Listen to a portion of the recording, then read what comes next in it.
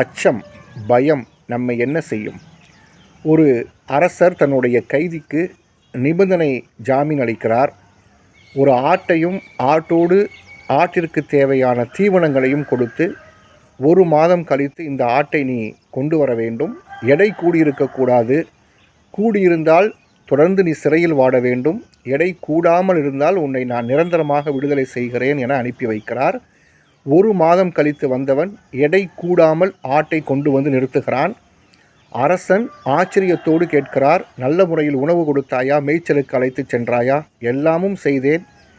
ஆனால் எப்படி எடை கூடாமல் இருக்கிறது? ஒன்றுமில்லை. மிக சுருக்கமாக பதில் சொன்னார். ஆட்டை கட்டி வைக்கிற இடத்தில் ஆட்டுக்கு நேராக ஓநாயை நான் கட்டி வைத்திருந்தேன்.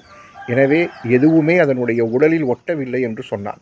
நம்மினுடைய வாழ்வும் அப்படித்தான். நம்மினுடைய அச்சமும் பயமும் நம்மை எந்த வகையிலும் செயல்பட விடாது, தொடர்ந்து இயங்க வைக்காது. அச்சம் தவிர்த்து வாழும் வாய்ப்பை இறைவன் வழங்குவானாக. அஸ்ஸலாமு அலைக்கும்.